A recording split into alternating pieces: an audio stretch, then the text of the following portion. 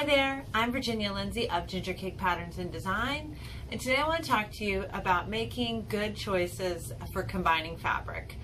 This is a topic that is really personal, and what you like really makes your piece unique, and that's why we do a lot of handmade. But also there are some tips that can help you to really make your pieces pop and that stand out as far as design goes, that are just some tricks that you can that just have kind of in the back of your mind playing when you're making your choices of combining fabrics. So we're going to get working on that in just a minute, but first I want to introduce you to my sponsor, Skillshare. Skillshare is an online platform of it's classes for creatives.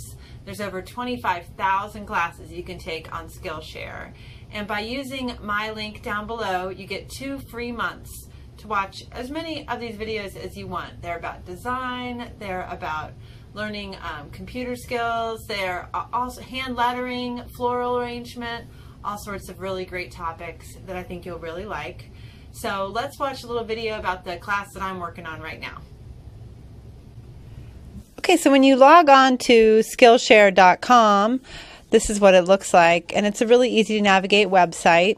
And like I said, with my link down below, you get 2 free months of the premium membership, and then it's less than $10 a month, which is really a great deal for over 25,000 classes. They'll start to show you ones that you'll like too. So I'm going to work on this design class, and it's really nice for wording especially, which I think will help me with my brand and my sewing patterns to be able to create better lettering and get more people to see my stuff. And all the classes are really short. I love that, so I can do them in quick small amounts of time and not have to spend hours sitting in front of the screen. And then I really like this feature that they show you what other people in the class have created. I think that's so cool. So you can just scroll through all that. And now let's get over and do our fabric combinations. What you can do is go ahead and purchase a collection of fabrics that are designed by an expert. So that's the very easiest thing you can do. And I find myself doing this a lot, especially when I'm sewing to for other people to please, if I'm sewing for sales or things like that, because really, these people who create sewing pattern or sewing fabric designs are experts in design, and they know how to perfectly combine fabrics, and they also choose the exact colors. They're printed all at once, and so this is an example of a cute little fabric collection, and I'll show you real quick something I sewed with them.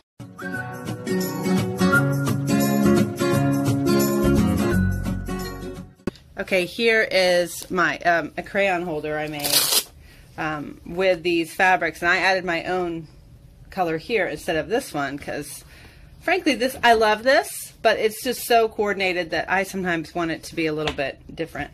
So I created this little crayon holder, and you can find that pattern in my shop right up there. But this, you can see how cute and pleasing this would be to many people. It's a really fun and easy way to get fabrics to combine. But we don't always have this luxury. So today I'm going to teach you how to combine fabrics from your own stash to get a really good collection going. Okay, again, here we have, I bought these Anna Maria Horner fabrics, and I mean, my tastes are maybe not like everybody else's. I like these really bold prints.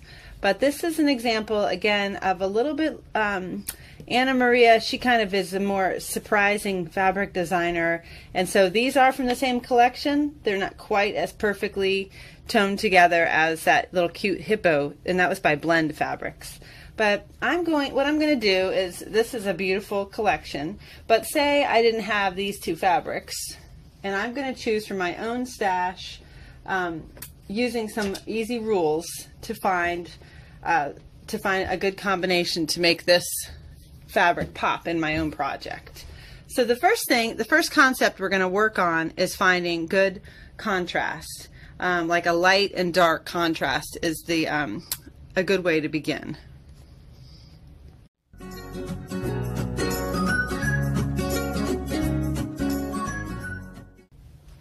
So what I usually do is I'll take my main piece and I'll go over to my stack of fabrics, and then I will pull out a whole bunch of fabrics that might coordinate. So these are the ones that, see, and I also pulled out like these fabrics, which actually don't coordinate very well. And I took, well, this one's kind of cool, but I took them off, and this is what I ended up with. And then I'm going to pare down from here using some of our rules.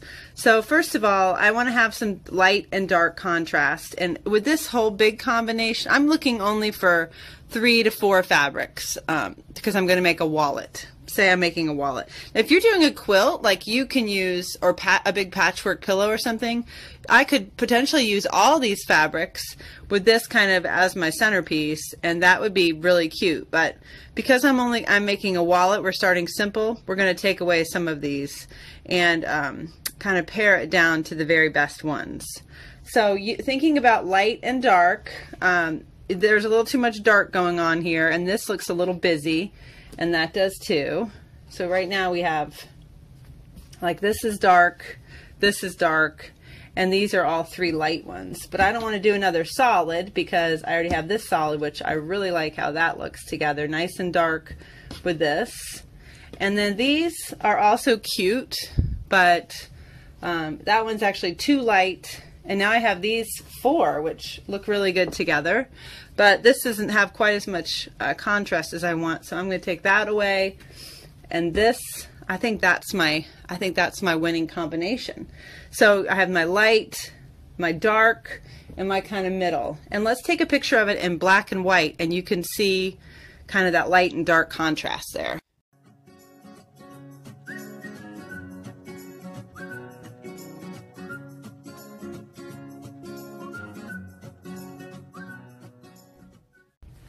Okay, the next concept we're going to think about with these 3 fabrics, this little nice combination, and then, you know, again, you can add in a few extras if you want, is a cool and dark. So this is all about opposites to make fabrics pop. So we did light and dark, and then, I'm sorry, cool and warm, meaning like a contrasting temperature is also like hot and cold.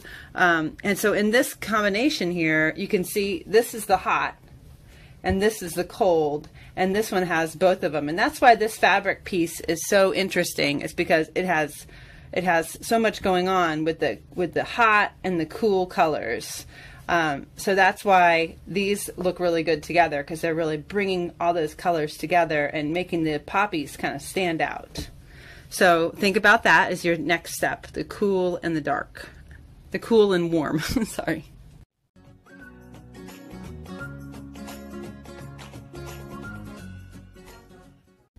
Okay, so our next concept is scale and kind of a texture. And that, what that means in design is scale is like, this is a big scale because these are big flowers on here. And then you want to contrast. It's another way to contrast your fabric is to then go down a scale. So this is a smaller scale, or the print on here is smaller, and then this is smaller still, and then this is like no scale. A plain, a solid fabric is no scale at all, and that's why it makes such a good backdrop to things. So if you think of it like in a garden, which is where I first learned how to design things, because I did some garden design when I was younger. I took some classes and worked in that field a little bit. You have your big bright flowers, but then to make that big bright flower with those big glossy leaves look really good, the best thing is to then do a background with a real pretty fine print like a fern or a pretty grass, and that really makes that big bold flower pop. And then you can kind of contrast it with a smaller flower on the side. So when you're thinking about putting fabrics together, think about those things too, like the scale of your prints. Like if we were to add like this, these don't really combine, but look, you see how that gets muddled? The two of them are muddled because they're both big prints.